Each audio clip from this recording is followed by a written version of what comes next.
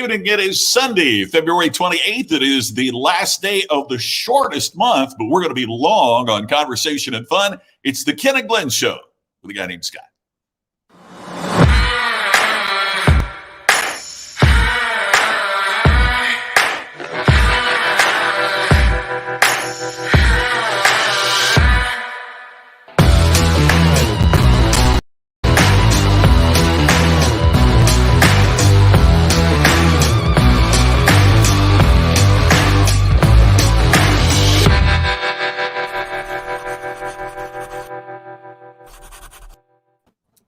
And now let's welcome the stars of our show. Here's Ken and Glenn. And me, the guy named Scott. Good evening, guys. Good to see you. What is happening? Good evening. And what is happening with this new backdrop? I know. What's going on up over here? Look at you. We're hiding the CD collection. That's going to make some people go into withdrawals. A 61-year-old guy gets tired of being ribbed about his CD collection. Bruce Mills just asked, is this the anniversary? Actually, I checked today, and our first show was April the 12th of 2020. Yes. Easter Sunday. Yes. We started doing these shows, though, around a year ago. Like, we're a week away from when we were working almost nightly. Remember, Ken? Yep. Yeah, we did. We probably did something like 23 or 24 shows in a 30-day period as the ramp into that. It was literally every night, I think. Yeah. Just about. Yeah. I think we were under the misguided impression that people wanted to hear from us. I know, right? I want to say something with Susan's comment up on the screen. I just commented on a Facebook post. Weldon is not doing well, and we really he needs a donor. He needs somebody that's willing to give up half of their liver to him so he can live, and it has to be someone in good health under the age of 60. The liver, as we all know, regenerates itself, so it's a very safe thing to do. But unfortunately, when you have a liver that no longer functions,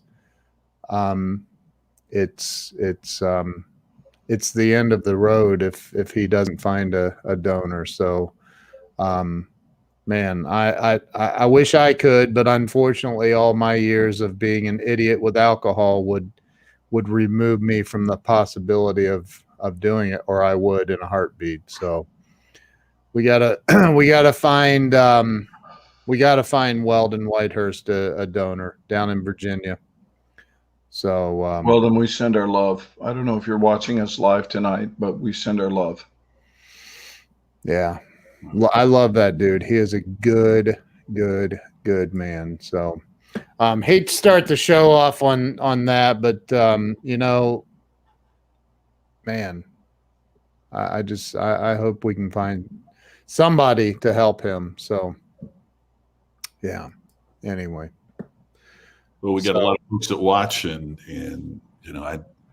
we've talked about it. Regardless of how you, what terms you use with it, we all agree in the power of prayer, and so not just using the platform to try to find somebody who would hit all those qualifications that you talked about, but also for all of us that we can, send prayers that way and do what we can. Amen. Indeed. He's been sleeping all day.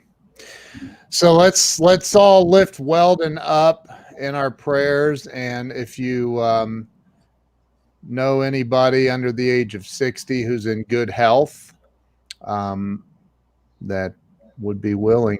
It sounds scary to give up half your liver. If somebody said, "Hey, if I hadn't been an alcoholic, I would do it," but I would still think, well, what does that mean? Like, how does that feel? What are the projections for you? Yeah. How, what if it doesn't take with him? Is that even a possibility? It's just, Yeah, man. A lot of what ifs. A lot of what ifs. Mhm. So we got a bunch of people praying. Kathy Inman. I spent 2 hours on a meeting with Kathy today. She's an amazing lady. And Darla Hall, thank you so much. So thank you, all of you, for any kind of energetic contribution, whether it be out loud prayer, silent prayer, a simple meditative thought, or just sending energetic goodwill. Whatever your contribution is, it is received and valued. Thank you. Charles says his friend from the Northeast was instructed to head to New Orleans and had a liver in a short bit of time over a year ago now. So maybe, Charles, you need to, maybe you and Susan need to connect and have a conversation about how, about what you may know about that. So, and got prayers coming in from the Philippines. Thank you, Christy. Very, very nice of you. So we decided that we were going to talk about helping other people. That's hit you between the eyes right there. How much, Bam, right, like that, right? How important that it is. There's another great guy. Boy, we've had a bunch of our really good folks that have been dealing with health challenges. Jerry with his situation and that. Yeah. So, it just goes to show. I mean, it's important to do what we can while we're here, and help as many as we can. I got a buddy, Carl Hurley, who's a humorist, and he's from Eastern Kentucky, and he talks with that Eastern Kentucky twang, and he said, first time in my life I got in trouble. The Sunday school teacher said, Jesus said we're here to help others. And Carl said, what's the others here for?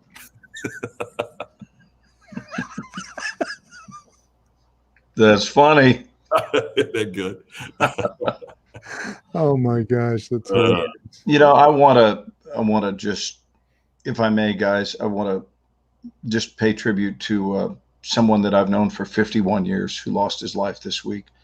My buddy Daniel Foster, who I taught with for many years, for about 12 years. We went to grade school together. We went to junior high and high school together. And then many years after high school, I found out that he too was an actor, and that he had opted to stay in the Dallas-Fort Worth area. And at that time, Dallas was pretty busy with a lot of industrials and commercials and so forth. And then the occasional movie or television show that would, TV movies especially, would pop through from time to time. And so there was enough to where, a good actor could eke out a decent living, and he had decided to stay here.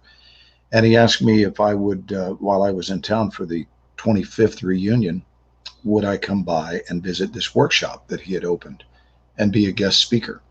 And I accepted his invitation, was thrilled to do so, and realized that these were like they always are. They're my peeps. There is a universality to the language of artistry. And no matter where I've gone to be a guest speaker in anyone's studio all over the US, there is an immediate sense of being at home, which there was.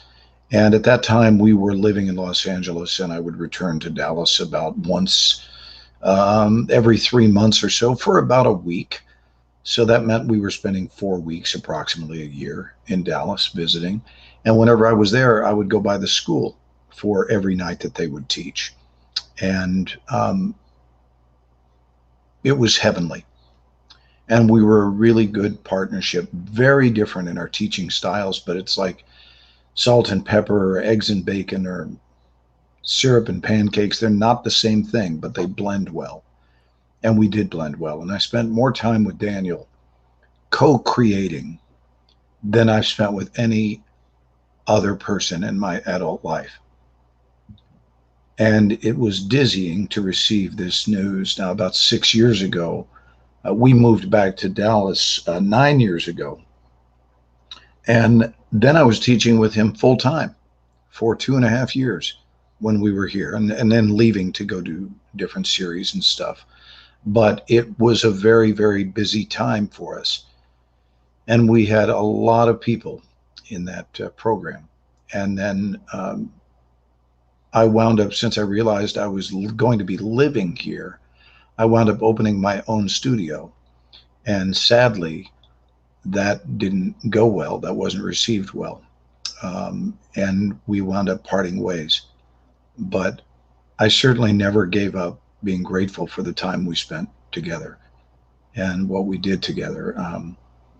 I'm also not one to hold on to things, as in grudges or anything. And I want to encourage you. I don't know if I'm speaking to your hearts tonight, whoever might be listening.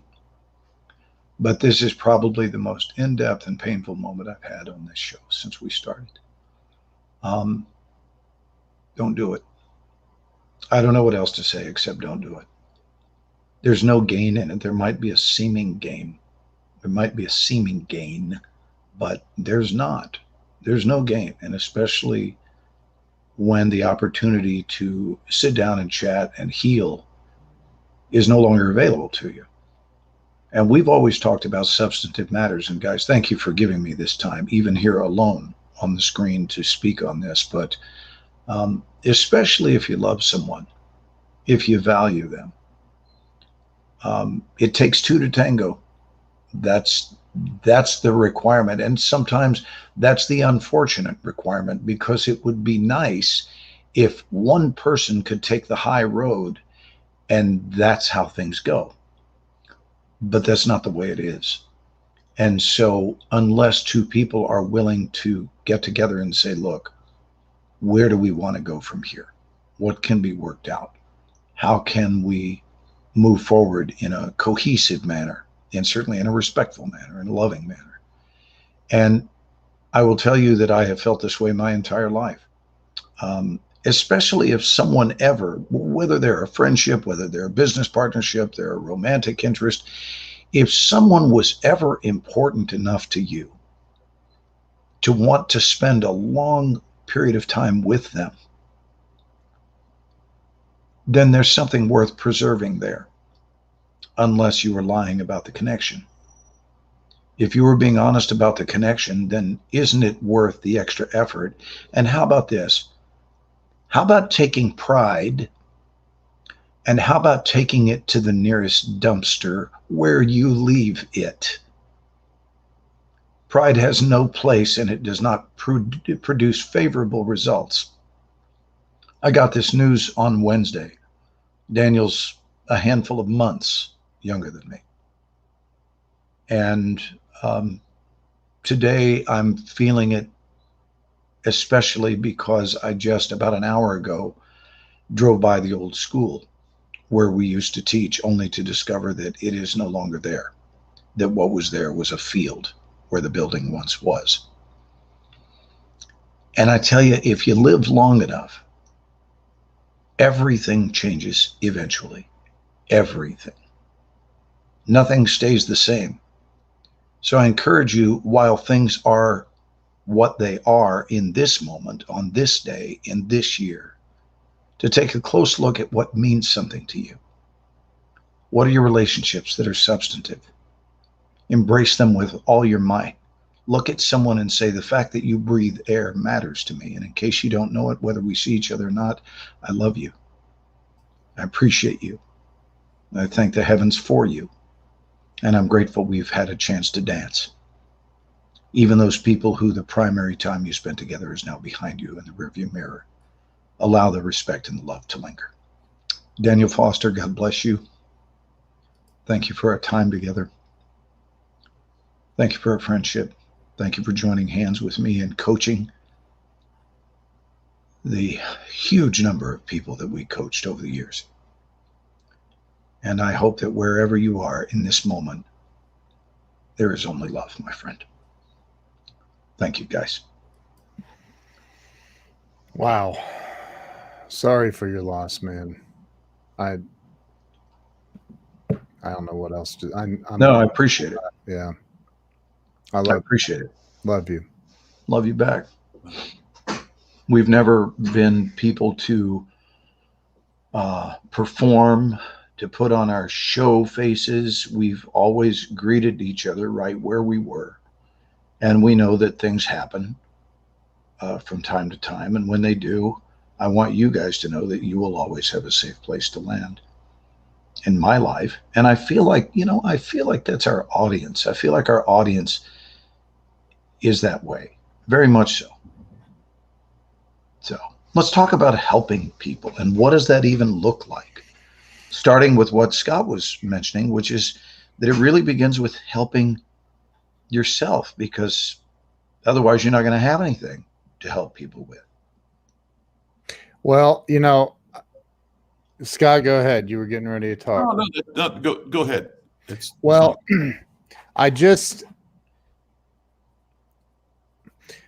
I think this is a perfect time to talk about the thing you did for, and this is who you are, man, Glenn. This is just who you are. I think it blows my mind how you are just, you don't hold. I've known you very, very well now. We talk almost every single day, sometimes multiple times a day. Yeah. I think obsession is the word we're looking for here. I know. I've thought about changing my number. Clinical concerns, perhaps. I'm just kidding. But like, I've seen you get, upset at situations, but you're not the kind of person that holds a grudge. You're just not. Life's too short for that nonsense. And you go out today and unselfishly decide, I'm going to step up and do what I can to help the state of Texas and the people suffering in Texas. There are people, from what I've heard, that are without food, without water. I mean, a lot of bad things, even though the cold craziness is over, there's a lot of havoc that it left in its wake, and people are suffering. And you went out today. Would you like to talk a little bit about that?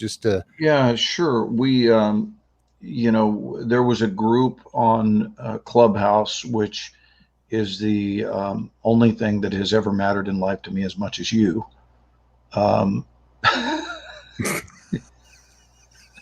seem to have a profound relationship with Clubhouse, but I was touring through the rooms, the hallways, and saw one called the Rebels of Texas. It's like, what? And they're raising money for a good cause. Let's help Texas. And, if it's Let's Help Texas, I'm going to click on it to see what it is. And it was disaster relief. Well, great. How can I be a part? And I live here. We were fortunate that we did not lose our power, but it was it was certainly a memorable week. Really, really. Oh, yeah. Wow. Look at Alan saying, I remember Daniel. Sorry to hear this. Thank you, Alan. So you remember us teaching together, Alan. You saw that happen. Thank you so much, Alan. That means the world to me.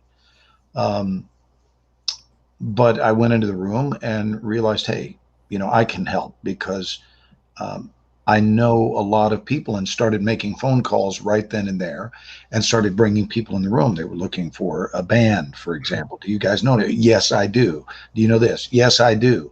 And this is the classic demonstration of what we have talked about endlessly in here, Scott and Ken, which is the spending power of relationship capital. Right? Yeah. That it's relationships, immediate access. Here's how far help is away. It's right here. It's in your cell phone. And you've got numbers. And I had a band like that. I had people like that. John came, right, and helped us out by doing a little George Bush thing. And that was great. Oh, was he there? Of course. Oh, in the clubhouse. Yeah. And it's perfect, because if we're doing disaster relief, you've got to have George Bush, who lives here. Right. You got to have George Bush be a part of it. So right. John was a part of it. And John Morgan, for those of you who don't know, we had him on the show what was it, 2 weeks ago? Yeah, it was Valentine's Day. Yeah. Valentine's Day. And that was a hoot. But he showed up, and what I love, and I'm not being boastful, I'm just admitting a truth. What I love is when I've got needs, I get yeses.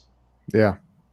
Scott, it's got to be the same. Ken, it's got to be the same for you. Like, there's no way you're going to run into a wall of no's. What you're going to get is a sea of yeses. So just yes, yes, yes, yes. How can I help? How can I help? And we're doing this. And the event is on March the 5th. The live event is actually emanating from Nashville, but it will be a full 48-hour event and on Clubhouse. And there's a lot going on, and we're raising funds for disaster relief. And we went out to shoot some commercial material that they will be playing during this. And I'm just throwing the graphic up. Everybody can still hear you talking. So. No, I know, but it sort of speaks for itself. It is a fundraiser with a lot of hands pitching in from all over the country. And I love that people care. It's something that Americans seem to be very good at, is when we get into trouble, that's when the best comes out of us. And we grab hands and roll up our sleeves and pitch in. I'd love to show one other thing real quick. Do you care if I show this real quick? No, go ahead. You know what I'm going to show? This is what Glenn went out and did today, y'all. So check this out, and then I'm going to bring the graphic back up and talk about that. You can text to give, and keep this in mind. $1 will provide 3 meals. How wonderful is that? Just text to Sending Love to Texas 71777. God bless you guys. You're making Aaron Pierce proud. So here's down here in the lower left of this graphic, or over here on the right side, you text the keyword Sending Love, the number 2 TX to 71777, and you'll be given an opportunity to donate. Like you just heard Glenn say in that video, $1 will provide. How do they do that? 3 meals for $1, because they have a bulk relationship worked out. And I love how John Piper, who is spearheading what we did today, John sent me the material shortly before we shot it. He goes, "Look, I'm not necessarily a writer, but here's some copy. I'm throwing it at you. Feel free to do what you want with it." And we worked very fast, and we did what's called the look and go, right? Where you take a look at the copy, you're at least familiar with it, and then you shoot it. And we're going back and forth between 2 cameras, which is nice. And it was piece of cake, slam dunk. We did the whole shoot in 1 hour. Started at 2, we were wrapped by 3 in a beautiful overcast day. The setting looked fantastic. It looked beautiful. Yeah, well, overcast. We shot in a park where, see, I love when no's become yeses. So here's an example, John. Oh, thank you, John. John took care of business. That's how we spell it down here. It's BIDNESS, business. And he walked up to this gentleman because the rule is in this particular park, there's no filming. Like, that's city ordinance. You cannot film in the park, which is why I love to break the rules and film in the park. But we knew that going in. John's like, "What do you think?" And I said, "I'm thinking yes." And he said, "Well, I'm thinking yes." And so he simply approached and said, "Listen, here's what we're doing. We're not making a movie. This is for good cause. This is to help Texas. And the backdrop helps us help Texas." So next thing I know, we've got a guy that's making a phone call and wanting to rally. And so even from an absolute predetermined no, that no mutated into and became a yes. So how do your no's become yeses is another big question. And what I'm convinced is if your heart's in the right place, that's what happens. So it was very cool. So we wound up getting their blessing to stay there in the park and shoot. Very cool. That's awesome, man. That's so awesome. So sending love to the number 2 TX to 71777. Sending love, the number 2 TX to 71777. go ahead and just donate $1. I mean, somebody donate $1. Donate whatever you wish, and more will not be viewed as better. More will be viewed as more. That's right. That's all. It won't be viewed as better. If you have more and you want to give more, give whatever your heart tells you to give. But it's pretty exciting to know that $1 buys 3 meals. So, anyone that wants to give $10 is 30 meals, and $100 is 300 meals.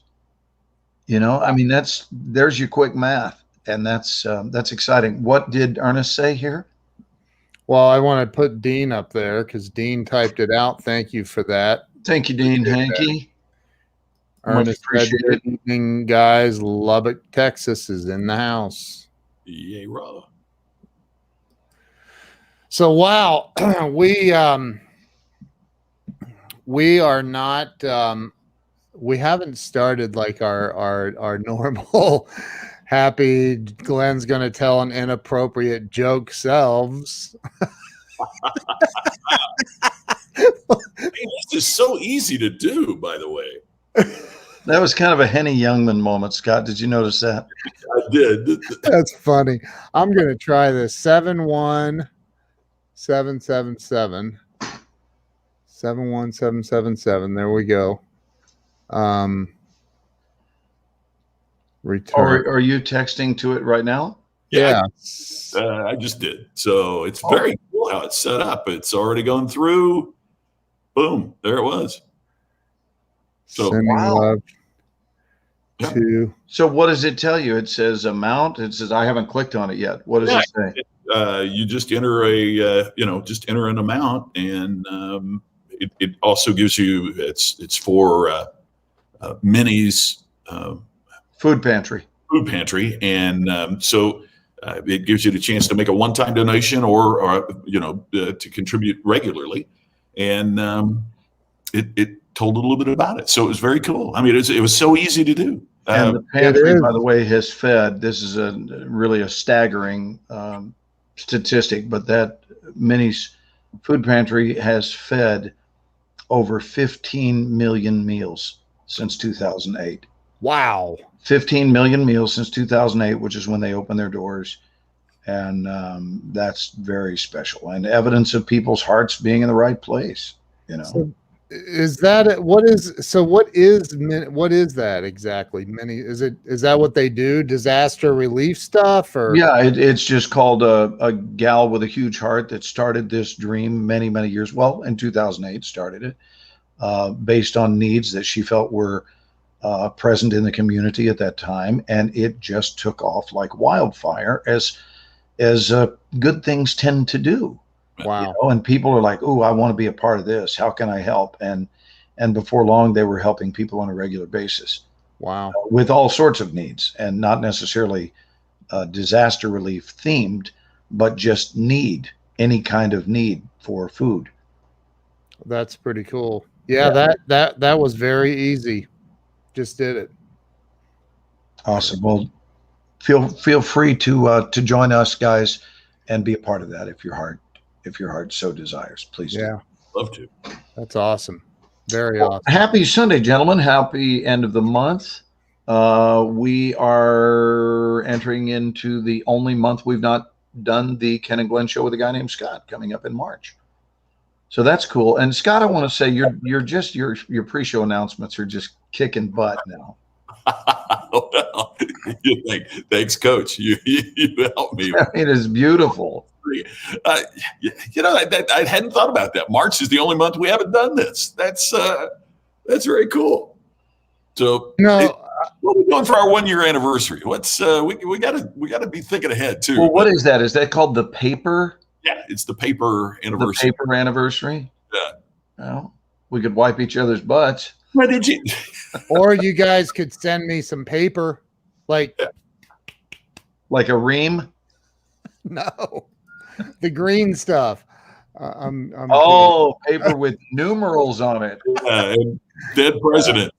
Ones and zeros, like 2 zeros, stacks of those would be just fine. So I do want to offer something, the counterbalance, something very uplifting this week was that I did have a wonderful meeting with the fine folks at Ozark about an upcoming role. We don't know anything yet, so I can't make an announcement, but the meeting went picture perfect.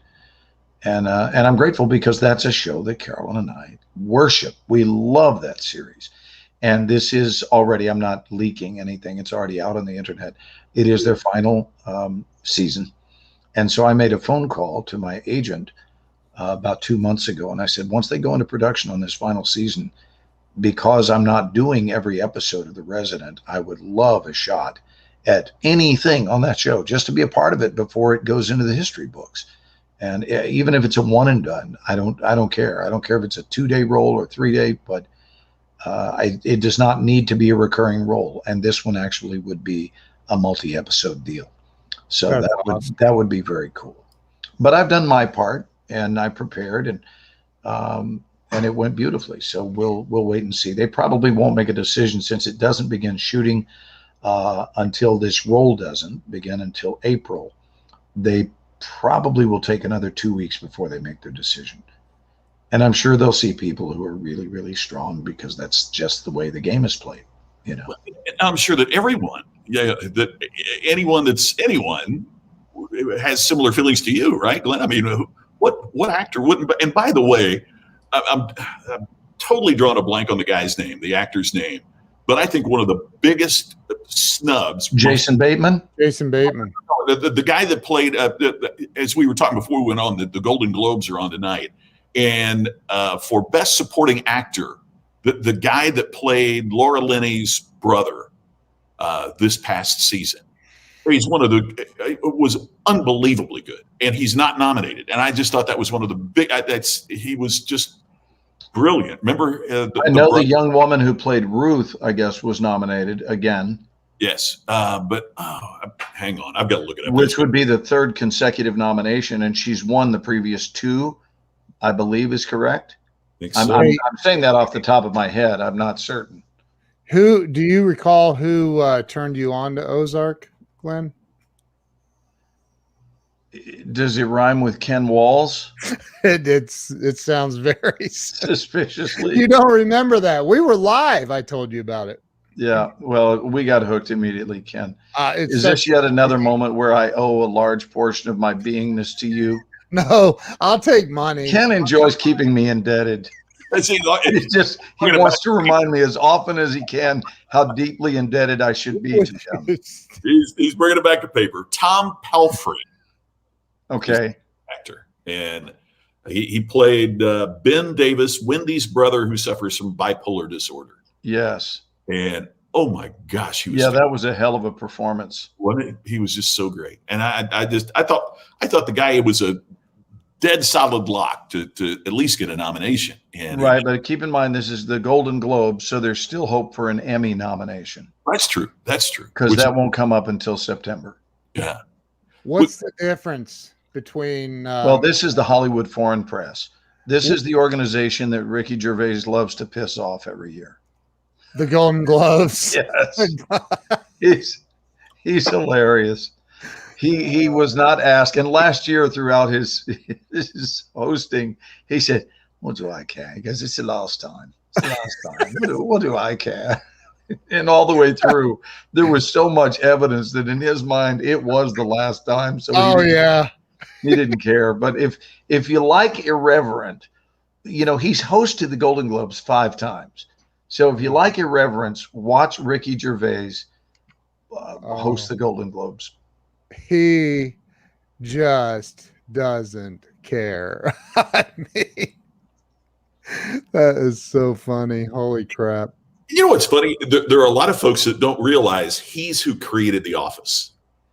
Yes. I mean, the British version of The Office. Right. I mean, the American version is based off the British version of The Office. Right. That's right. I remember hearing that.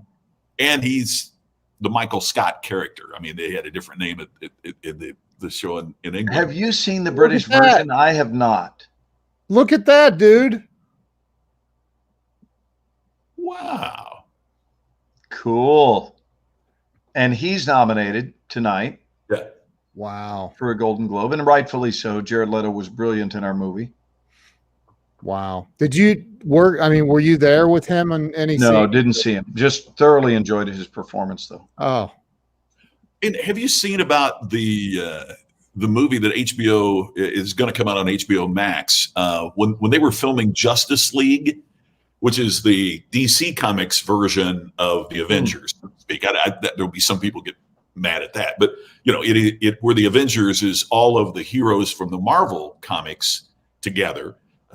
Justice League is Superman and Batman and Aquaman and Wonder Woman and all of those characters together. Well, I know that Glenn knows it, but when they were filming the movie, I believe the daughter, one of the children of the director, passed away, and so During the filming of it? during the filming, yeah. So he Wow. left. Zack Snyder is his name. So he left. Another guy came in, and the actors all didn't like him, and there have been harassment allegations made, and the movie, it did well at the box office because anything with a superhero does well at the box office, but it was very, very disappointing to DC Comics fans. Well, anyway, so now Zack Snyder has come back and is doing a director's cut so that he can fulfill his vision. So even Ben Affleck put the Batman costume back on, and they shot some additional scenes. And it's going to end up, I think the last I heard is I think it runs like 4 hours. And they originally were going to do it, as a 4-night, 1 hour a night. But now they've just said, hey, it's we're going to air it as a 4-hour program. And Wow. I mean, you can't believe how much chatter there is on the internet about, on Twitter and social media about how much people are looking forward to seeing, Batman, Superman, all that. It's when I was a kid, I was a DC Comics fan. I wasn't into Spider-Man and Captain America, the Marvel side. I was always, Batman was the one that I read. So I'm really excited to see, what this turns out to be. Do you know that I was given grief for jumping the fence by purists because I've done both? No, well, I've done the DC and I've done the Marvel. It's like, how dare you? Why would you do that? Scott's like, I did not know that, and I'm gonna have to go. Bye. No, but I'm serious. It was like, why would you ever? What? And I go, read these lips. Mm. Paycheck. Oh. I thought you were gonna say money. Money. But yeah, we did, X-Men First Class. Yeah. And then a few other things, Supergirl, of course. And then also, what am I thinking of? The, TV show. Flash. No, the one, Agents of S.H.I.E.L.D., Oh yeah, that's That's a great show. which is Marvel. Yeah. You were on Agents of S.H.I.E.L.D.? I was with Bill Paxton, Wow. right? I got a Wait, chance to what work with did you Bill play right on before Agents Bill of died. I'm sorry? What did you play on that? What role? Yeah, I know it's going to shock you. Do you have a seatbelt on before I give you this information? I know what it was. A general. Correct. But I don't remember a general. Correct. But not only was I a general, I was a general that Paxton picked up, right? Held him up in the sky as though Bill could actually do that. But that's, the magic of TV and film. So he grabs me like this, hoists me up into the air, and then he goes, and he reaches through my chest, which happens every day. Oh, sure, Yeah. sure. Reaches through my chest, grabs my rib cage, snaps it, removes a rib, and then stabs me with it. And when I read that in the script, I said, I'm in. Did you Best scene I've ever had. live? Did you live through that? No, when you die, they don't let you live. Unless it's a Michael Bay film. And Hey, then Michael says, I don't care. I love you. Come on. That's why I love Mikey. Mike's the best. Glenn has been a general so many times. I keep hoping his next film he'll be specific. Yes, instead of in general. In general. That's good, Scott. That's good. You know what I do want to do? I want to play Ike. I want to play Ike because I look like him, and it would really be cool. Christina, really? Christina's watching the show tonight? Yeah. And she says that's an epic way to die. It is an epic way to die. I mean, it wouldn't be. I mean, once he rips your spine out, you kind of are not going to feel anything else. So yeah. That. But I mean, you just think of the things we do for a living. There is a bucket of blood, and before each take, he's reaching down and swirling the rib cage in the blood, and then getting ready to reach into me so that he can pull it out. And when he pulls it out, of course, it's dripping, and then he snaps it again, and boom, and then they go, and that's a wrap. It's a weird way to make a living. So Christina, we love you, darling. Thank you so much for what you do on Clubhouse. You're a very special presence. You have to tell the story. Well, you don't have to, but I'm requesting that plan. He's like, I'm the general. I'm the one that gives the orders around here. We don't take requests. But the story you told. What do you want to say, soldier? Know it. I wrote it.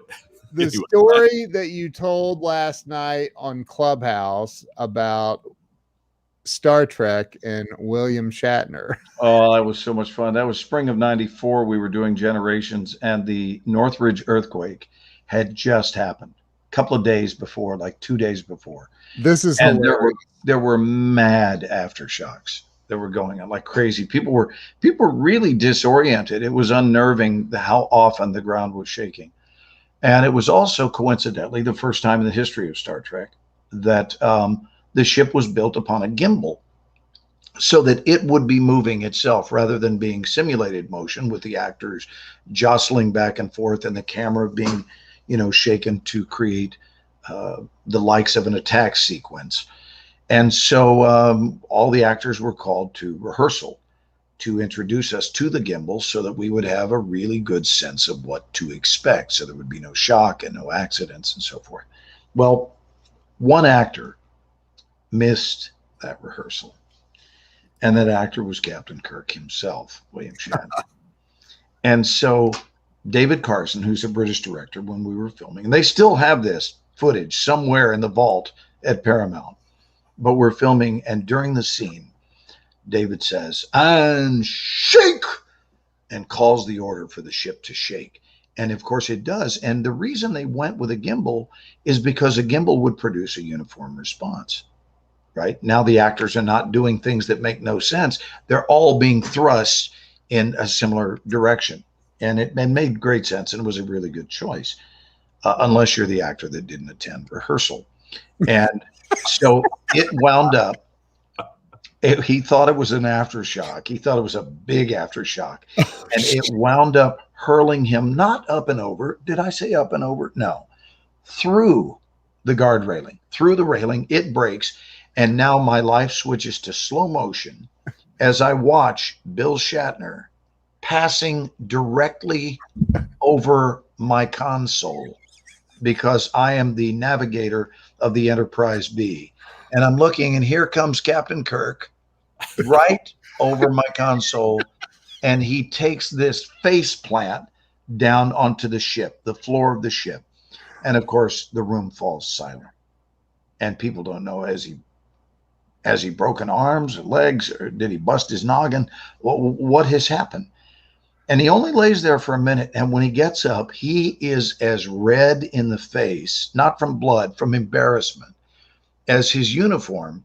And I still remember it as though it were last night. He says, and I'll do my best Shatner, but he says, for 27 years, the ship has never moved, but I miss one frigging rehearsal.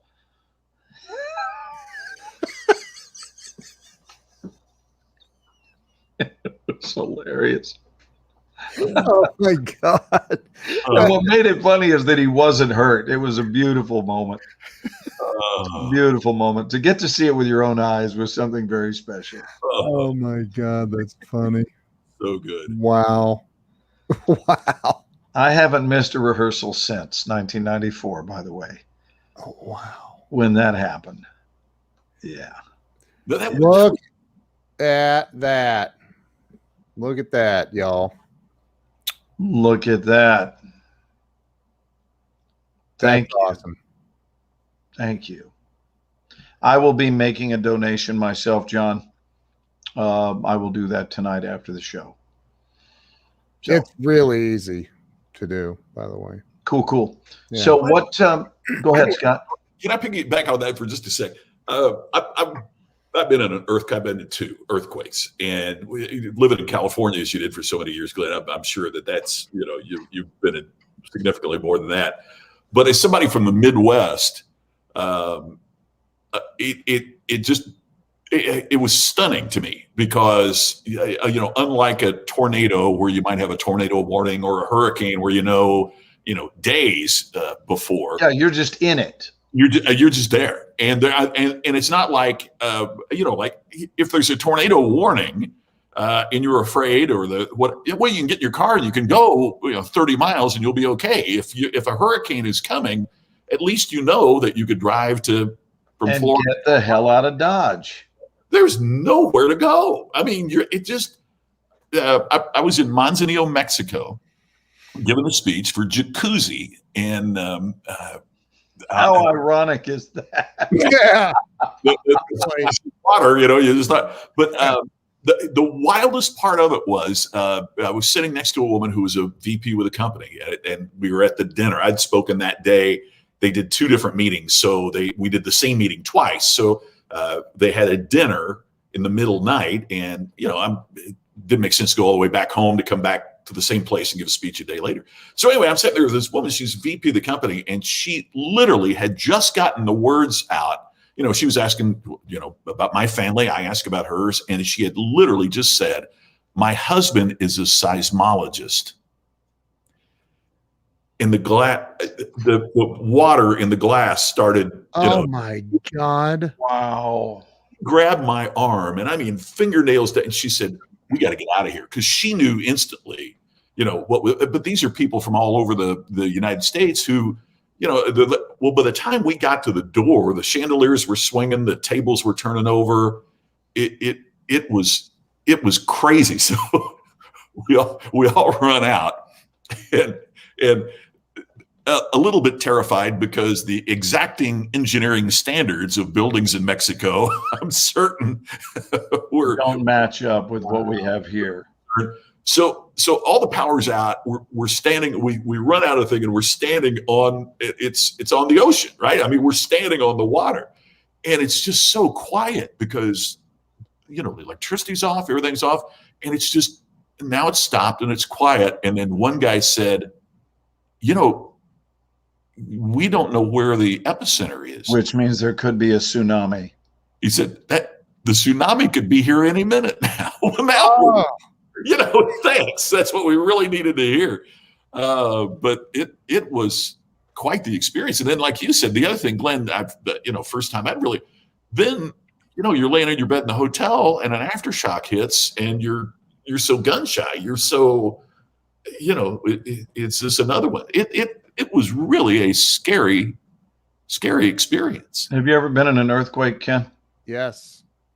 Really? Where were you in Vegas and felt one on the West Coast? In Ohio. And remember Kevin Bacon that watches us all the time, my buddy that was the state senator here? Yes. He I was in his office. We did his website. And we were in the conference room in this law firm, and we're just sitting there, and all of a sudden the conference room table starts moving. We had coffee cups there. They start. I go, "What is going on?" He goes, "I don't know, because you're in Ohio. You don't get earthquakes in Ohio."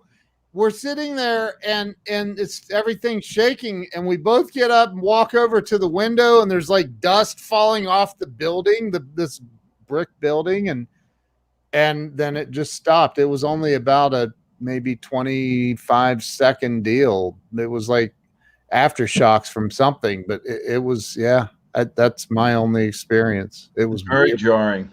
Yeah.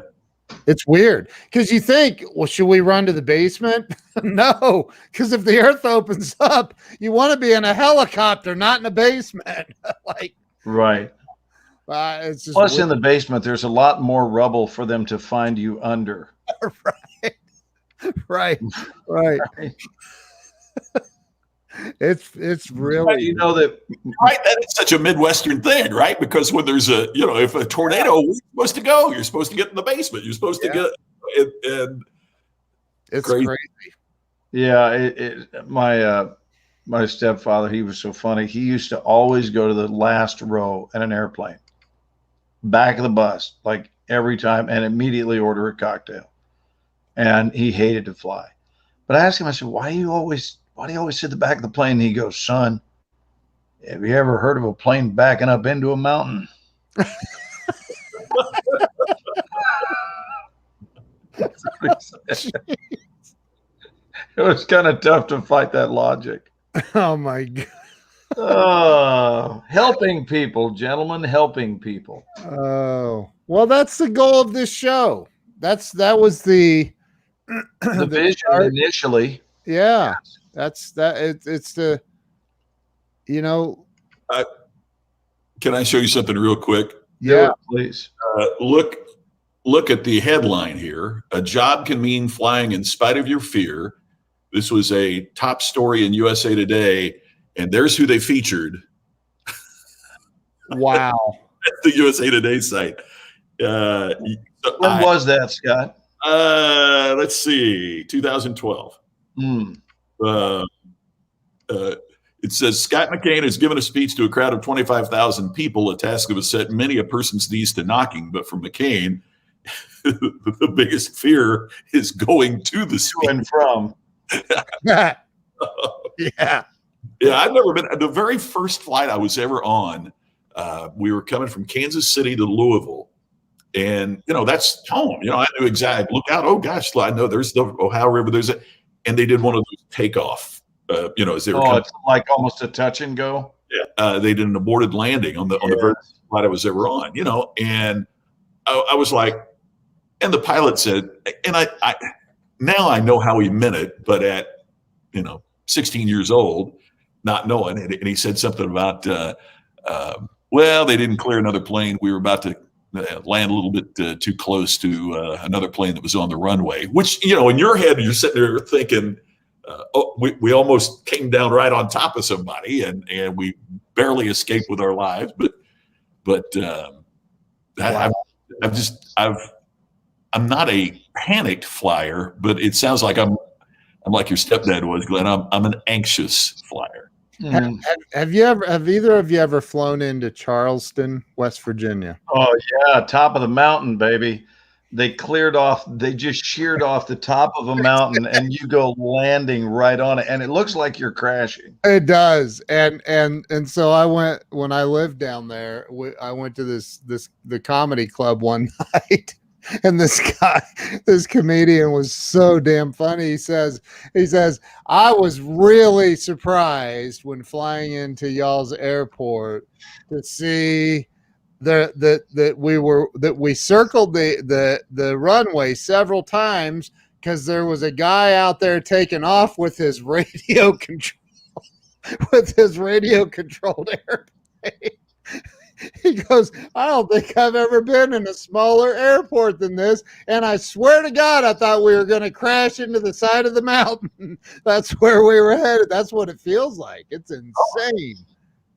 Alan Skidmore has picked me up at that airport a few times. Yeah. And it's beautiful coming in. Yeah. One time we landed there and there was a gentleman. I may have told you guys this story. There was a gentleman that greeted me outside. He had a hard hat on and was covered in coal. And he went, Aaron Pierce, good to see you. And I just looked at him. I said, what are you doing? And he said, I'm just working for a living. He goes, I'm out of here in like 2 minutes. I'm off. I said, well, you look like you worked hard. Would you like a beverage of some kind, maybe an adult beverage? And I actually got him a beer, and I was arrested for contributing to the delinquency of a minor.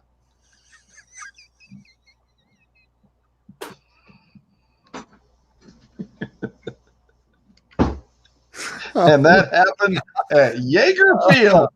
That's the name of the airport. How about that, Ken? There's out of the archives, Jaeger Field. Jaeger Field, yep. That's it. Bought him a Jagermeister. I'll include that in the joke the next time I tell it. Oh my God, that's funny. Wow. Yeah, look, here's Randall. I worked in the West Virginia Capitol building, which is down. It is literally downhill, and it's got the big golden dome. Remember the big gold dome on top? Yeah, it's a beautiful little town, I tell you. It's a what? It's a beautiful little town, and with beautiful people. Yeah, it's an amazing little town. A buddy of mine would start every speech saying, it's really great to be here. I'm visiting from the largest state in the United States, West Virginia. And, you'd see people go, well, anybody can go east and west. If you flattened it out, we're number one.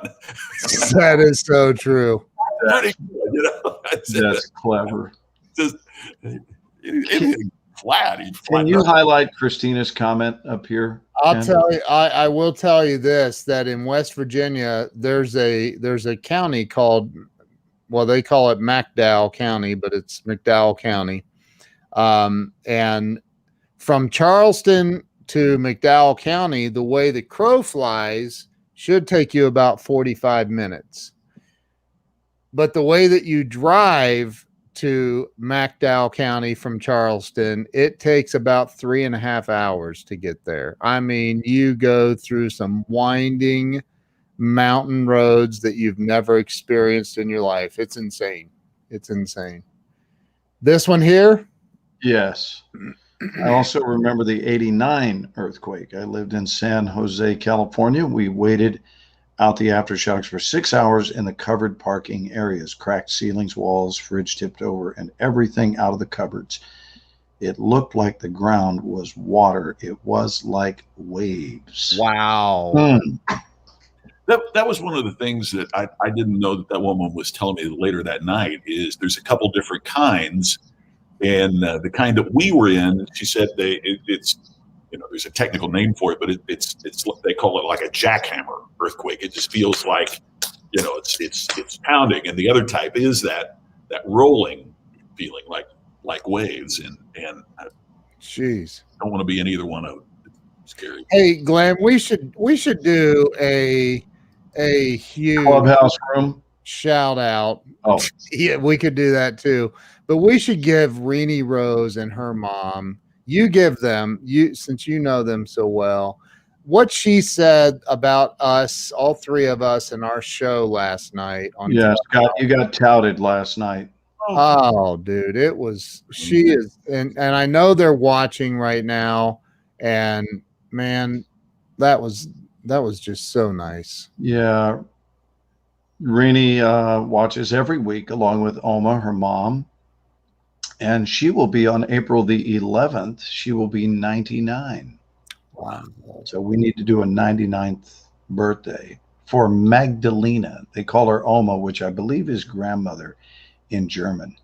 I believe that's where that comes from. What a scream. Aaron Pierce is a hottie. This YouTube account comments on my YouTube videos all the time. I'm sorry, I got to call Tammy and tell her to change that name. You guys tell me you're also a bad influence. I should be asleep as it's nearly 2 a.m. where I am in the UK, but love the show. Keeps my spirits up. Things shut down here. Thanks. So, well, Aaron, we're grateful that you love the show. We love our UK family, but usually most people are already Betty by over there by the time we come on. But we catch them early in the morning, don't we, Ken? When we're on Clubhouse. We used to. Well, I still do. You don't, but I'm wrapping up at about 4 a.m. And here lately, Melanie, my friend from London, she invites me on to talk about the law of attraction at 5 a.m. But yeah, Renee and Magdalena, we love you, darling. And we're so grateful. Thank you for the plug for the show last night. Hey, Cassie Blanchett, do you want to hear somebody that can sing? Oh my gosh, she can sing. She has such a beautiful voice. Look at Sam Hill. Somebody watched the Fart Olympics. That was special. Scott wasn't available for that, but he'll do our next round. It's my goal in life to be the public address announcer for. Well, I'll tell you what, it was quite well received. We did a thing called the Farting Olympics, and we had judges from all over the world. People would step up to the microphone and they announced their name and what they had to eat that day.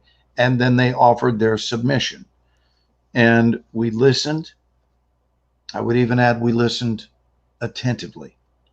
And then we rated each fart.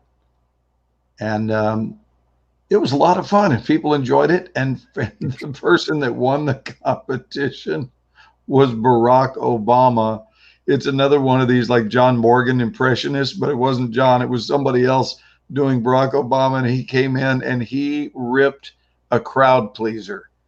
And he wound up winning the Olympic gold in the farting competition this year, which was great. Wow. I am so sad that I missed that. I can really tell. Both of you seem pretty torn up about it. Scott's like, I thought we were trying to attract people to the show, not detract people from. I'm kidding. Topic of tonight's show is how to help others. So we're going to be all night long. Yeah. Hey, Laura. Laura Wilkerson's here. Laura, good to see you. Oh, that is so funny. So how do we continue to help others? How do we continue to go? Part of where I was headed with that is that many of us were raised where we were taught not to be selfish and put others first and all of that. And I understand where that's coming from, but I think many times we've overdone that. If I don't have any coffee here, I can't give you any coffee, right? If I can't give away what I don't have. I've said here before, you never see a sign that says for sale by renter. Yes. So that's my all-time Scott McCain favorite, by the way. Yeah, I love that one. And if you don't own it, if you don't have it, you can't give it away. And I think that part of what we have to do, there is a way to be positively selfish.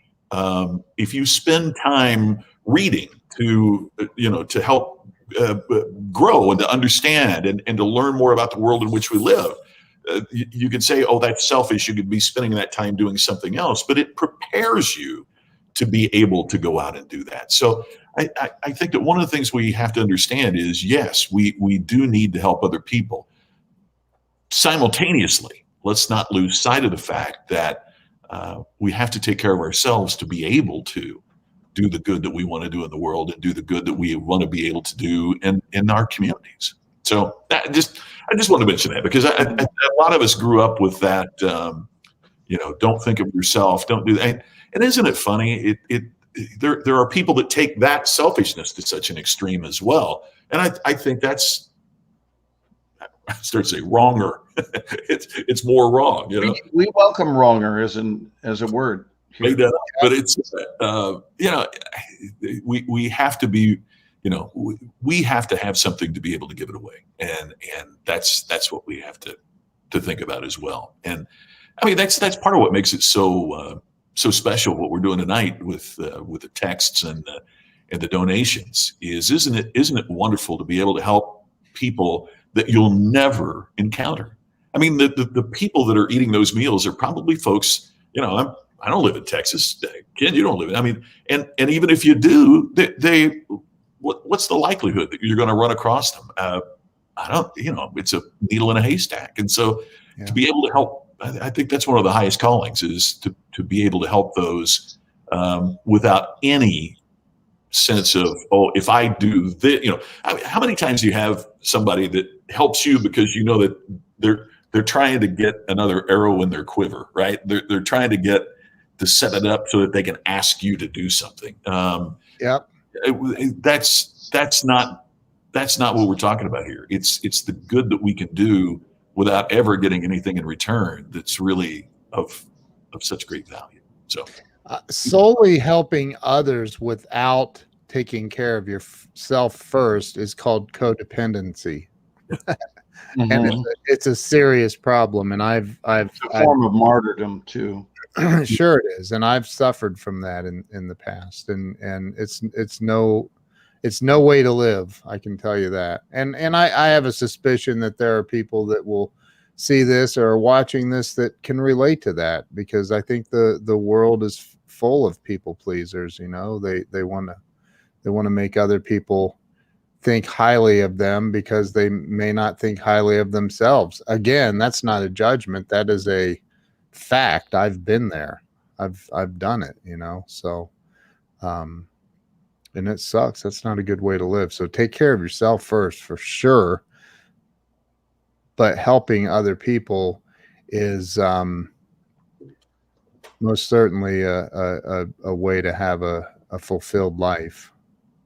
I truly believe that. I think Helen, go ahead, Scott. Sorry. I was just going to mention the late great Jim Rohn said, we need to be more like the instruction of the oxygen mask. Yeah. Put your mask on first and then help others. Right. And I think Helen Reddy may have said it best when she said, "Ain't no way to treat a lady, no way to treat your baby now." Wasn't that Helen Reddy? It was Helen Reddy. Yeah. No way to treat a lady. Boy, that's a trip of the Wayback Machine there, Mr. Peabody. Yeah, really. Wow. That was a reach back in time, huh, Scotty? Yeah, oh my God. Listen, I was a Helen Reddy fan. Oh, how that hurt to hear her. She just passed earlier this, just a few months ago. And just what an incredible talent. But something about Ken has always reminded me of Helen Reddy. And to this day, I don't understand it. I don't have any additional thoughts on that. It's just that when I see Ken, I go, he is so Helen Reddy-esque. It's peculiar. This is what I live for, is that perplexed look on Ken's face. That is 8 minutes after the hour, which is the time that every week, this moment, we play our game. Ooh, that's just wrong. Who's going first? I will. I just experienced it literally just now.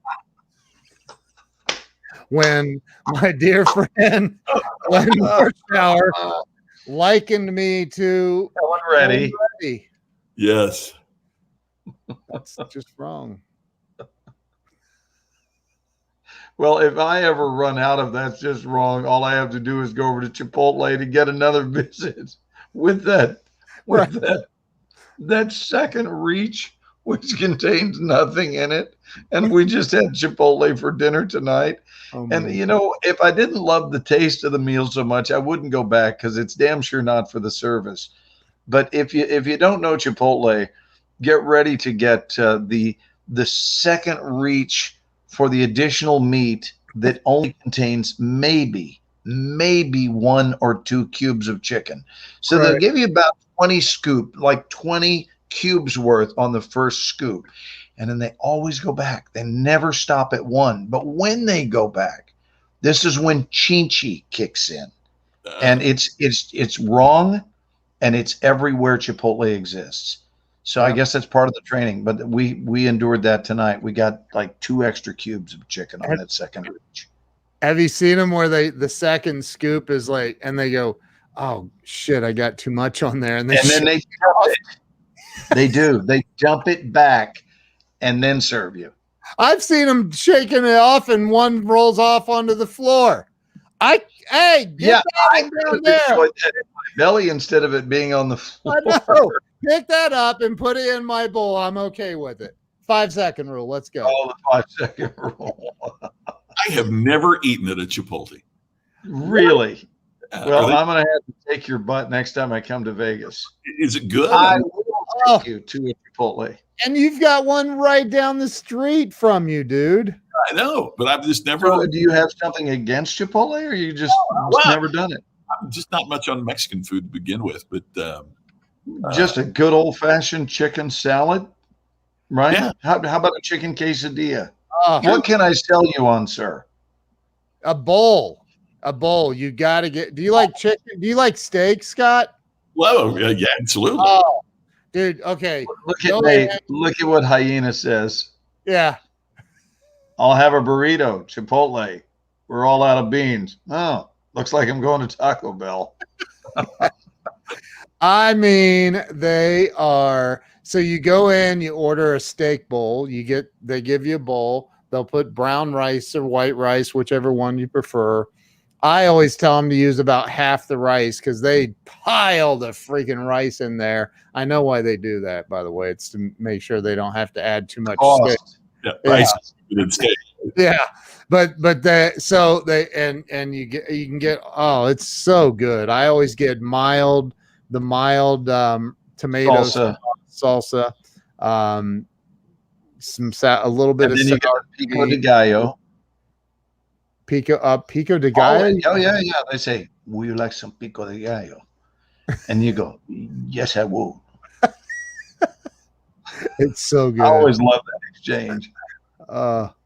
Except down here, it's like, "Hey, you want any pico?" Like, "Yes, I will." Yeah, and then some chips and guac. You got to get a little bit of chips and guac. Their guacamole, it's their own special recipe, and it's. But there's nothing that makes Ken Walls more jealous than when he finds out I've been to In-N-Out. It's so interesting, Scott. Whenever I go to In-N-Out, Ken feels like I've cheated on him. Well, maybe it's because you call me every time you're sitting in the damn drive-through. Because I like to flaunt it. I know why you call me. Hey, guess where I am, bud? That's how he always starts the conversation. Oh, I don't know. Let me guess. You're either at In-N-Out, which I can't get right now, or you're at Chick-fil-A, which because I make those calls in a very sensual manner. I call and go, "Guess where I am right now?" I go, "Tell me you're not staring in my bedroom window." No, usually I go, "Guess where I am? I'm at In-N-Out." And Ken goes, "Tell me what you're wearing." A white paper hat.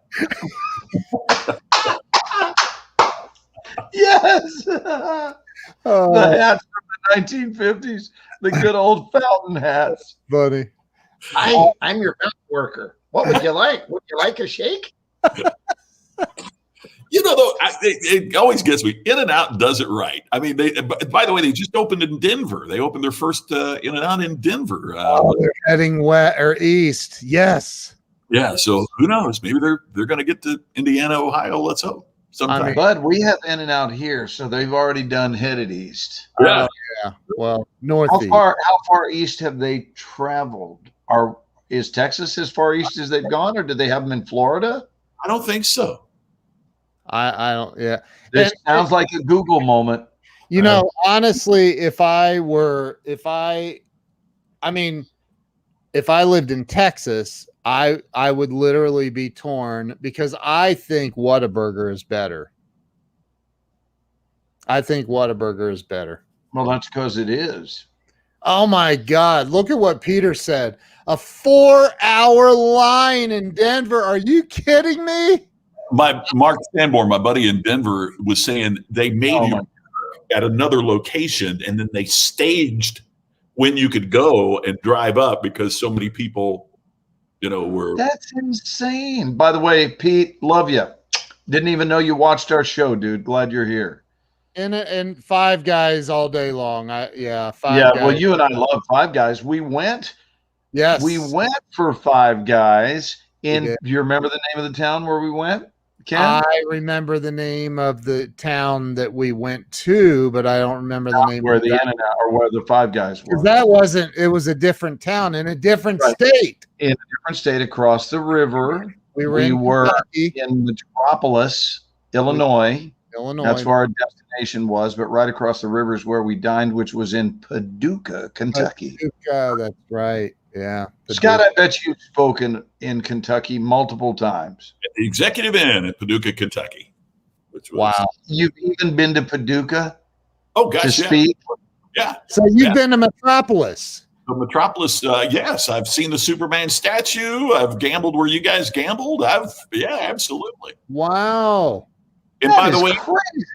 the answer is yes. Texas is the farthest east they have gone. There are 40 in and out locations in the state of Texas. How many? 40. 40. Wow. There are 31 in Nevada. There are 3 now in Colorado. You know what? We need to look at this. A 4-hour line for a hamburger. Oh, the hamburger should have cash in it, and a lot if you're going to wait for that. I mean, isn't your time worth something there? Yeah.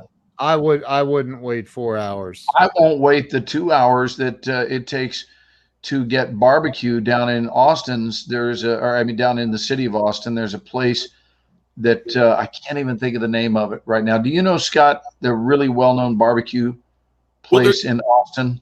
There's this place that I've been to a couple of times, and it's about a 20-minute drive outside of Austin. Is that the place you're talking about? Probably. It's like you eat at a picnic table when you go there, and it's kind of out in the middle. But it's amazing, and I'm drawing a blank on my pal Clint Greenleaf took me out there. I just can't recall the name of it. Yeah, but it starts with an S. Does that pop anything loose in your head? It doesn't. Somebody, if you know, one of our peeps here, if you know what the Austin barbecue place is, are you going to look up Austin barbecue on Google? Salt Lick. I'll know it the minute you say it. Is it the Salt Lick? I think it is. No, it's not the Salt Lick. Style Barbecue. It says best barbecue spots in Austin. It's the big one. Yeah. Hang on, guys. Be patient. We're going to have it here for you in a moment. Jerry expressed an opinion. Oh, in Hutchins, in McKinney. Well, McKinney's only 25 minutes from me. Ernest swears. He said, I used to live there. It's called the Salt Lick. Yeah. The Salt Lick is the place I'm thinking of. Franklin's. Thank you, Matt. That's the one. Franklin's. That's the one. Franklin's. I knew I'd recognize it when I saw it. Curtis says 20 minutes through Austin. That's about a quarter mile, right? Yeah, well, because the infrastructure of the highway system in Austin is terrible. Austin wound up outgrowing itself, and so they just don't have the roads to cover the traffic there. Traffic is as bad in Austin, Texas, as it is in Los Angeles, with much smaller population. And and Nashville is getting that way pretty quickly. My pals in Nashville keep talking about.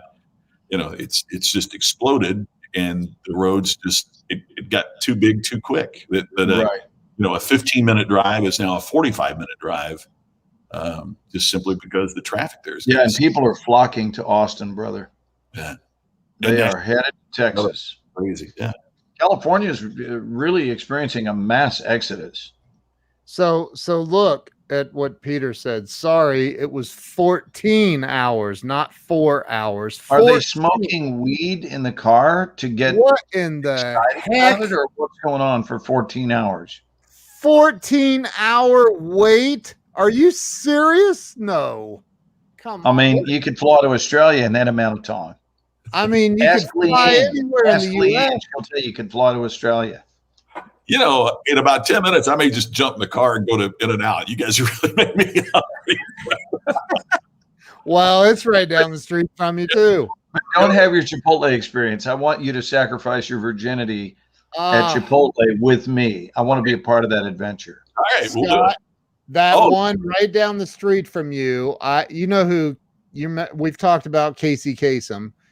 His daughter is a friend of mine. She flew to Vegas and to meet with me, and I said, well, do you want to go grab some dinner? And she had her business partner with her, and I said, do you ladies want to go grab some dinner? Where do you want to go? And Carrie Kasem is just, she's amazing. She goes, I don't care what's around. I said, well, Chipotle is right down the street, but she goes, yeah, I love Chipotle. Let's go. And I go, you really want to go to Chipotle? And she said, I freaking love Chipotle. Yes. And I'm like, let's go to Chipotle. So I took Carrie Kasem to Chipotle, the one right down the street from you, dude. It's a great Chipotle too. It really is. Highly recommend it. Hey, Ken, can you highlight Charles Coachman's comment from way earlier? It was to Susan Whitehurst. I want to make sure she saw that. Yeah, she did. They had a conversation. Okay, good. They Good. talked about it. Good. Yes. Joe Calloway. You know, I've got to get Joe Calloway on my show. I talked to him, Scott. Gittimer told me to call him. I'm talking to him, and he told, remember I called you. I was driving, I never got back to him. I need to call him, get him booked on my show. Great Joe, let me know if he does, because Joe is turning down. Joe is one of those guys. He's just dropped the mic and walked off. He is not accepting speeches, virtual or any type. He's not doing interviews. He's just, he's just like, I'm good. He retired. Yeah, and I mean, well, then I won't call him. That's one of our ongoing jokes. Is that my perfect death is, I turn 100 and I have a heart attack on stage and to the standing ovation after the speech is over. I don't ever want to stop. And Joe just couldn't wait he's done. So, wow. Differences. Isn't it beautiful, Scott, when you have a job that you have no desire to retire from? Absolutely. It's one of the greatest feelings there is in the world. A job where you don't require a vacation. Yeah. You can take one, but it won't be because you need it. It'll be because you just feel like you want to do something else for a week or two, but not because you're stressed out beyond measure. And good on you, bud. That's what always gets me when people say, oh, the Rolling Stones, why would they go back out? Well, why wouldn't they? Right. I mean, now don't get me wrong. I mean, if you sounded badly, if you couldn't deliver the goods, right, don't embarrass yourself, right? You wouldn't want them to do that. But man, they still sound amazing. I mean, when Tammy and I saw the Eagles a year ago, it's the best I'd ever heard them. I mean, they sound amazing. Well, why would you want to stop?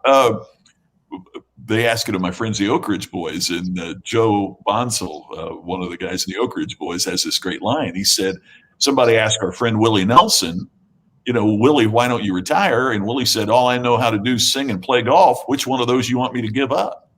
And Joe says, and I don't play golf. Why would you stop? Why would you, why would you quit? Jill just asked me last night, because it's a short 4-minute drive to her mom's, but we went over there yesterday. I was working on her mom's computer, and I had Hell Freezes Over playing in the car, and she goes, are these guys all still alive? And I go, no. One of them just recently passed. Glenn Fry passed away. Right. That's right. And so when they decided to go back out, Deacon, Glenn's son, is now in the band. Wow. So right. Deacon Fry and Vince Gill. Oh, Vince is amazing. Did I tell you guys that it's so strange you mentioned the Rolling Stones, because I was having a conversation with a friend of mine in Bogota, and he was talking about the fact that he was a crazy Rolling Stones fan, and Mick Jagger specifically. And he said, but he said, there will come a time. He said this to me. He said, there will come a time when it will be their last concert and never again. They will not get together. And I said, they won't ever get together. And he said, no, because a Rolling Stone gathers no moss.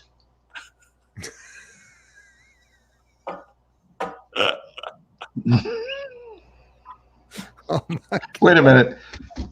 Is this on? Are bilingual puns allowed here? What's going on? No mas. Oh my God. Scott's gonna give me the Vegas. He's gonna call in the pit boss on that one. We're talking music trivia, by the way. Journey just announced they have a new bass player who is their old bass player, Randy Jackson. Remember Randy Jackson from American Idol? Sure. He's went back to Journey. He is the new bass player with Journey. He's going back out with Journey. I've only seen Journey once. Tammy's seen him. Wow. Me too. When I saw him, it was still Steve Perry and Randy Jackson was playing bass. We say the new guy, but now he's been with Journey as long as Steve Perry was with Journey. But 20 years. He's amazing. I mean, isn't this the guy they found in a karaoke bar? Yeah, he had a YouTube video with and he was singing Journey tunes. Yeah. And they went, "Hey, young man." What's the guy's name? He's Ariel Pinata. Is he Korean or what? Korean, I think. I think he's Filipino, but Filipino, I believe. Oh, okay. I saw them. They were. I gotta tell this story. So I saw them. Scott, do you remember here in Columbus the what was it called? Polaris. The Polaris Outdoor Amphitheater. I know of it. I haven't been to it, but know of it. Yeah. Down there was they had a twin amphitheater in Indianapolis, as a matter of fact. And I saw. Well, that's another story. Up in Indy, I saw Bon Jovi. I had backstage passes, and they wouldn't let me backstage by the time it rolled around. So, yeah, I was drinking a lot. But anyway, so back to Journey. I saw Journey and Foreigner here in Columbus 20 years ago, and that guy was the new lead singer. And dude, Foreigner was horrible. I could have done better. Lou Graham, is it Lou Graham? Yeah. Oh my gosh, way too many cigarettes. Yeah. It was, but yeah, Journey was awesome. They were incredible. Ken, in the future, make an effort to state how you really feel. They sucked. Well, there's no need to sugarcoat it. But you know, that's part of why Lou Graham had some health problems or something happened. You know, I can't remember what it was, but basically, a lot of these groups now are cover bands. I mean, I was always a fan of the Little River Band, and the only guy left is the bass player, and everybody else was not on any of their songs. And you know, I mean, it's of course, Tammy and I would see David Lee Roth. This is before everything shut down. Oh man. And our buddy Dennis watches from China every week. There he is. Thanks, Dennis. May I just say, as a singer, David Lee Roth is physically fit. He is. Oh, he's really fit. He, as a singer, I'll just say, he moved really well on stage. That's about the extent of it. I'll have to take you gentlemen to see one of Kiefer's concerts. Oh, that'd be so great. He is amazing. He's truly a talent. And then we can zip backstage and it'll be great fun. It'd be a blast. Have you met Kiefer before, Scott? No, I haven't. Never have? And Keno has not? Well, I mean, besides, we hang out every now and then, shoot pool, but. No, you save that for only quarterbacks of the Tennessee Titans. Right. Who was murdered by his mistress. Right. Insane. Probably after an embarrassing loss to you. I'll tell you another one that I saw was a long time ago. Unbelievable concert was ZZ Top. Unbelievable. They were amazing. Yeah. Yeah,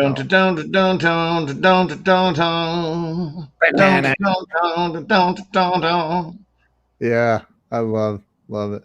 the biggest butt kicking I ever saw on stage. And it was at Deer Creek, which is the amphitheater, that in Indianapolis. Yep. So a friend of mine, we went, and it was Kiss opening for Aerosmith. Oh, wow. I had never seen either one of them. And so Kiss comes out, and the fireworks and the makeup, and I mean, it was, and the Kiss Army fans, it was just, and so they finish, and I said to my friend, "Oh my gosh, what? That's how do you follow that? How do you follow that?" The curtain opens, and the stage now is completely bare, except they had one light, like with one light bulb hanging. And Aerosmith comes out, and Steve Perry says, "We don't need all that crap to rock and roll." Steven Tyler. I mean, I was thinking of Perry because Steven Tyler says, "We don't need all that crap to rock and roll." And I mean, they blew Kiss off the stage. I mean, they just it was incredible. They even had a little tiny stage set up at the area there at the amphitheater where the seats ended and the grass started, so you can sit on the red. They ran back and said, Steven Tyler said, at the end of the day, we're just a bar band. So we're going to, and they took their instrument and they ran through the crowd and got on that little tiny stage that they had constructed that was really about as big as it was hard for all five of them to be even on the thing. And they played like 3 songs back there just to the back. It was, they were so amazing. I always liked them, but I didn't love Aerosmith till I saw them in person. And they're amazing. Yeah. Wow. If he doesn't cancel his concert in May, I'm going to see James Taylor here. Oh, wow. Yeah, James Taylor's going to be playing in Fort Worth, and I want to be a part of that concert. I've seen him a few times, but it's been several years, and I just adore James Taylor. I heard he gets pretty rowdy with the fire and the fireworks and stuff too. Oh, it's crazy. It's crazy stage makeup and it's everywhere. 8-inch tall boots, studs all over his outfit. It's crazy. And then when the water starts coming down on him, so he's seen fire and rain. Yes, exactly. Oh, I've seen fire and I've seen rain. I've seen sunny days that I thought would never end. Yep, you love JT. Hey, gentlemen, it's about that time. It is. It's in and out time. That's right. Scott's going in and out. Vegas odds are at 2-1 that say Scott's going. It might be even money. That's great. Nobody better take that bet. I know how it's going to end. It's like betting on a wrestling match with the WWE. I am going to go watch the Golden Globes. I've been taping, so I want to see Tina Fey and Amy Poehler, who are the hosts this year, I think it's the first time they've ever done this, from opposite ends of the country. They are co-hosting from the east and left side of our nation, which is cool. Guys, thank you for watching. We appreciate you. Thanks, everybody. Thank you all. Scott, you're going to give us a big takeout tonight, Scott? Oh, hold it. Before we end, one more time, please. One more time. You can text to give, and keep this in mind. $1 will provide 3 meals. How wonderful is that? Just text to Sending Love to Texas 71777. God bless you guys. You're making Aaron Pierce proud. Good job, dude. Thank you, brother. Awesome. All right, everybody. Thank you so much. You're going to next Sunday be with us for our first ever show in March.